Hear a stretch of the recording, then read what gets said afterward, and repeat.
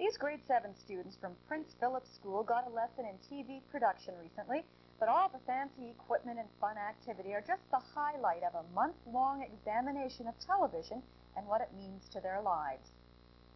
The idea, hopefully, is to make them more aware of television altogether, particularly commercials, because they do have a subtle effect. We want to make them more discriminating TV watchers as well. Tomorrow night on Newsday, we'll have a full report on the students' day at the studio, and we'll take a look at what they learn how to read.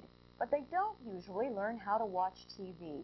Some teachers believe that's got to change. That's why there's a special program in Saskatoon's public schools to teach kids what goes on behind the TV screen. Jim McCoy reports. Michael Porter spends a lot of time in front of a TV set, but this is the first time he's been behind a TV camera. Okay, got it. Smile. Michael and the rest of his class from Prince Philip School are gaining some understanding of the most powerful medium in their lives. Oh, so you go like this, and then you fade out. By the time they get to grade 12, they've had more hours with television than with teachers. And we feel that that means that they shouldn't be kind of mindless sponges, but rather they should know a little bit about what they're watching. In this studio, the students are shooting, producing, and performing interviews. Hello, and welcome to Did You Know? I'm your host, Nikki Know-It-All, and today we have a very special guest, Peter Hemman. Next door, they're making commercials, and this one's for a product you probably won't find on your supermarket shelves. 3,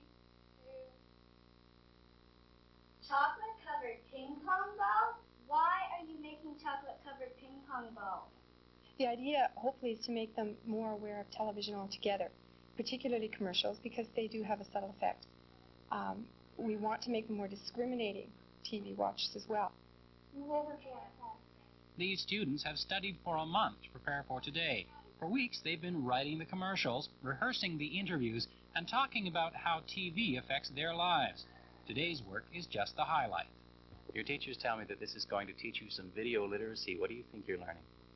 Quite a lot about video, and what different things you can do with things. I think it's just fun. Get a day off. We shoot it that way, but we also... Well, it's not a day off for the teacher. Puts the graphics on the picture, and Yeah. that's what we need for the first scene. And a couple of days later, Franklin and a few students are back at work, editing 4 commercials and a dozen interviews. Produced by the Do Little and Do Less. Very limited. Wrap. Yay! Fun. Well, that report was put together by Jim McCoy. Now, Jim, what did the kids finally come up with? Well, they came up with a lot of interviews and a handful of commercials, and the kids did absolutely everything. They had to think of a product to advertise, they had to write the commercials, they had to make the props, they had to figure out how to shoot them. Now, the technical quality isn't as important as the freshness of the ideas, but it's obvious that these students were really studying the real thing. Introducing the Robin Hood playset. An excellent toy for any child. It develops coordination and concentration. And is fun to play with, too. Kids all over the world are playing with the Robin Hood playset. The Robin Hood playset features safety plunger tips and comes with everything shown here. Watch for it at a store near you. The Robin Hood playset by Cherkowich Toys. Hi, Mom. What you making? Chocolate-covered ping pong balls. Chocolate-covered ping pong balls? Why are you making chocolate-covered ping pong balls? You'll see. Here's your dessert, dear.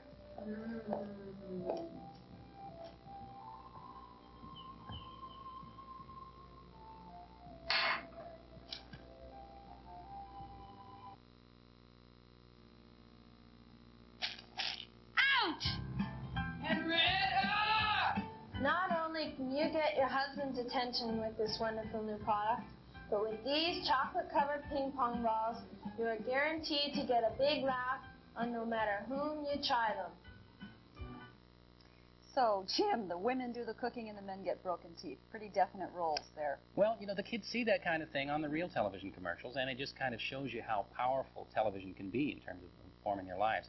What I liked the best was the interviews the kids did. Now, they were all based on a historical character, so there was a lot of homework to be done in the first place. And we've got some excerpts of the final products. Hi everyone, my name is Polly Paper, and I'm interviewing Salan and his assistant, Betty Tissue. Salan is the man who invented paper. Salan, when were you born? I was born around in 75 AD. That's a long time ago. Where were you born? In a little place in China. I don't know where. Betty, do you know exactly where he was born? No, I don't. All I know, it was in a small town. Salan, how old were you when you thought of making paper? I was about 28, 29 years old. How did you think of paper? I was just thinking away, working in my dad's carpenter shop to just help mankind, I guess. I understand you would like to send out with your theme song. Yes, we would. Buy our munchy frozen foods and you will have the chance to taste a perfect product that will blow away your pants. Your kids sure will Once love again, it. You'll want to sing and dance. Thank you for coming. We really enjoyed having you here. That's all from TNT Company. Here's that theme song once again. Buy our munchy frozen foods and you will have the chance to taste a perfect product that will blow away your pants. Your kids sure will love it. They'll want to sing and dance. So buy a perfect product. Don't waste another chance. Well, very interesting. Okay, I think our time is up. Thank you, Lynn Johnson, for being on our show, and thank you for tuning in to Cartoon Crazy. Thanks. Bye. Bye. Can we go now? Well, that seems pretty true to life. It looks like a lot of fun. Do the kids really learn anything about Well, TV? on the shooting and the production, I tend to agree with the kid in the item who said that it's mostly fun. But the preparations, a month of studying commercials, trying to figure out how they get their message across, a lot of time looking at talk shows and figuring out just what kind of information gets passed on, that's important. And I think the more kids know about television, the more likely they are to question what it's telling them. And that can only